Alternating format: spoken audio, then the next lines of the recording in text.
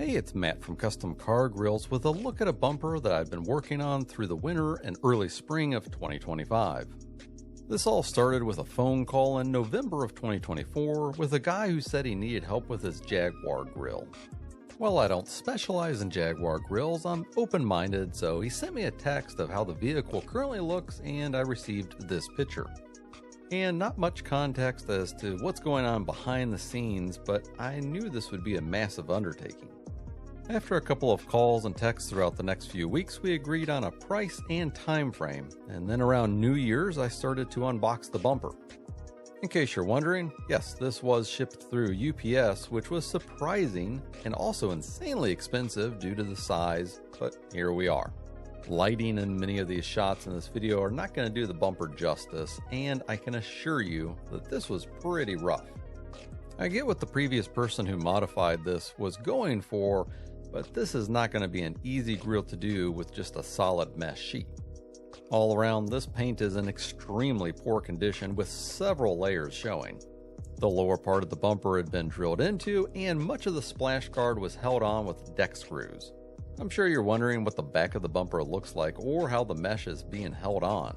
Well, that's a whole bunch of JB Weld going on behind the scenes, which honestly is bonded pretty good and looks like it'd be pretty tough to remove. Right from the start, we're going to need to do a 3D scan of the bumper so that we can later verify measurements of what was being sent to us. My scanner doesn't do really well with dark colors, so I'm going to use some bright red pinstriping where the bumper meets the mesh on the upper and sides.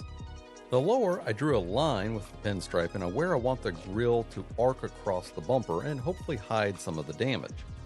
Next up, I'll add about 100 tracking dots to help the 3D scanner work effectively. Without these, it can really struggle on long scans where there isn't a ton of detail. If you ever get into 3D scanning with an entry-level scanner, then you'll know that there's a certain amount of babysitting you need to do with these things to get them to work right. I'll also add some 3D scanning dice to the mesh to give it the best case scenario. After 2 or 3 tries, I finally got a good scan that I feel like will work. There's a ton of post-processing that needs to be done, and I won't bore you with all that, but here's essentially what I was able to save. I'm most interested in the red tape line. I can easily go back and measure certain points later because of the bumper will most likely be distorted when the mesh comes out. Let's go back and get started on tearing this down. There's some lighting that was installed and I'm not sure how these were hooked up yet, but let's get them out of here. Okay, looks like they were just tapped into the fog lights. I'll make a few quick cuts and add a connector later if the owner wants to hook something back up again later. Okay, now let's rip out that old mesh. Again, this was all held in with JB Weld, and this is pretty nasty stuff to grind out. I got my trusty grinder out with a fresh 36 grit disc to work this down. This is super aggressive, but needed if you want to take it down to the mesh and later back down to the bumper. Proper protective equipment is essential for a step like this. There is tons of dust flying everywhere and metal shards whipping around my face. Also, if it wasn't obvious, we're well past the point of no return now. I'm going to need to deliver a quality grill to our customer, and this is a bit of a gut check moment that I'm going to commit to finishing this whole bumper up. After a while, the angle of approach on the bumper was getting awkward, so I busted out a pair of tin snips to make some cuts to remove the mesh. And just like that, boom! Now we have the freedom to get the grinder into a better position, and I should have cut out that mesh to begin with in hindsight. You can see all the dust starting to accumulate on my arm, and I had to run a ton of filters for days to get the dust under control after this. It was a messy job to get done. Here's the back of the bumper all cleaned up, and there's no traces of the mesh or the JB Weld left. There's a mix of OEM bolts back here and deck screws, as well as some damage to the lower splash guard. It was a simple removal, and the splash guard was set off to the side for later. There were some holes drilled in the lower edge with zip ties looping through it. My best guess is that the ties were supposed to anchor down the mesh, but I'm not sure how successful that method was. With a better view of the bumper, we can see that there was a lot of adhesive on the edge and more paint damage.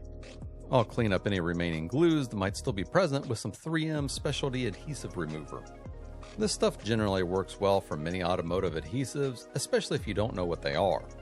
Much of it dissolved or at least softened up enough for me to now pick off the rest. If you let this remover set long enough, sometimes it'll really make the glue super gooey like this, which makes it easy to remove. Let's revisit that lower part of the bumper and check out what's going on down here. I'm trying to see what, if any, paint is left that can be salvaged. Much of it looks like it's in really poor condition, with some of it being able to be picked off, sometimes in huge chunks. The owner and I agreed at this point that we're best off doing a full sand down of the bumper with a fresh paint job to restore this to as close to new as possible. What I didn't realize in this initial sanding of the bumper is how many previous paint jobs were on this bumper. In this close-up, it hadn't yet dawned on me that the bumper tabs were supposed to be raised up much higher than the paint compared to it being almost flush here. While just the grill itself is going to be a massive undertaking, I'm now deep in two different massive jobs, with the second one being now that this bumper's paint. This initial lower edge sanding was painstaking work due to how damaged it was. I don't want to make it any worse than what it was, and I know that my customer is counting on me. The deeper I get down on the paint, it just seems like there's endless layers of previous work that I'm sanding off. Honestly, at this point, I looked at other used bumpers that might be easier to just modify again or restore, but there was absolutely none of these available in the whole country, so I needed to make this one work. When I got to a lower corner, I was able to get this great picture that best shows all the different layers before you can get it bare. Now, maybe you're better at counting how many previous paint jobs are on here than me, but I'm looking at this saying that there's probably 3 to 4 too many. By now, I'm about a month into this project, and unfortunately, my memory card for my camera took a dump, so I only have partial video footage from here on out. To work much of this down, I had a large dual-action sander with a vacuum attachment and a dust separator to make it all manageable as far as the environment that I'm working in. Much of these progress shots are days apart from each other. It took many hours to work down even a modestly sized area. Some of the other challenges with big projects are that my air compressor doesn't have a full 100% duty cycle for my air-driven tools, and my Milwaukee sanders discharge much faster than they can charge. So there's a lot of downtime waiting for the compressor, as well as I could go through 4 of these big Milwaukee batteries multiple times a day on just one side in one area. When it comes to the overall look of the bumper, it's a little bit of an unknown on my end on how this is supposed to look. With so many paint jobs on the bumper, I'm unsure how rounded or sharp some of these edges are supposed to be. I tended to try and sharpen up some of these body lines to a reasonable degree. Oh, and in case you were wondering about that big red tape patch on the top, I was keeping that as an example area to try and color match too. There was a few different variations on the factory paint, so we're going to need to do some spray outs and tests to get a perfect match as to what this car was sprayed to. Over time, it's getting refined down and we're starting to expose some extreme road rash in some areas. This whole lower edge is really just a hot mess between the damage and the warping and the drilling.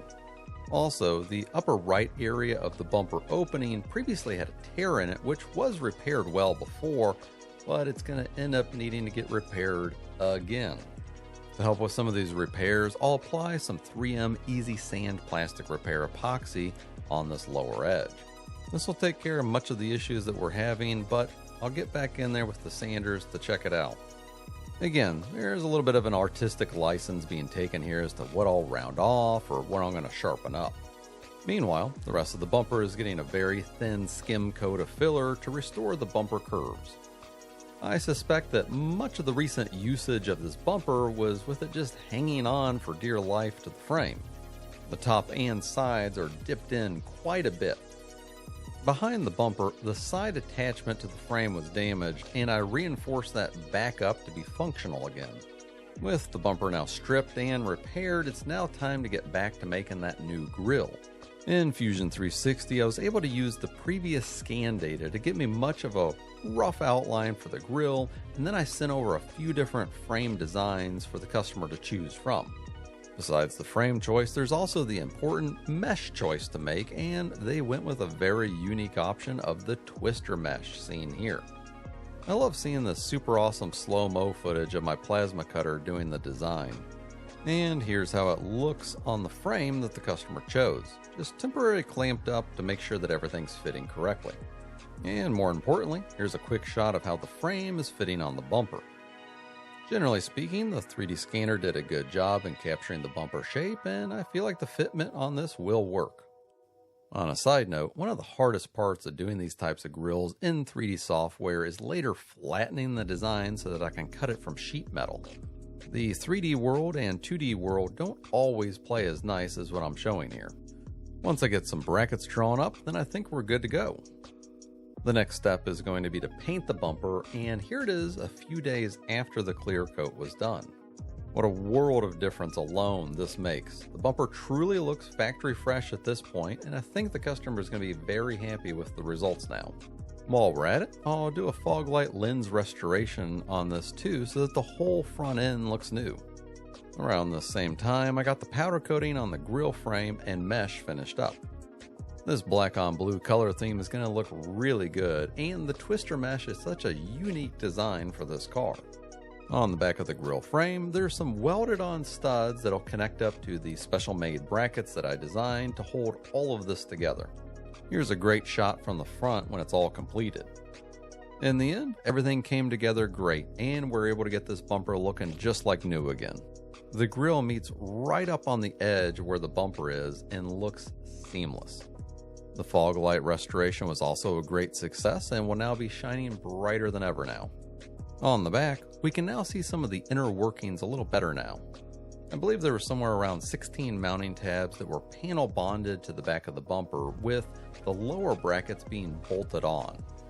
All of the main components are either stainless steel or aluminum, so there's no worrying about any sort of rusting.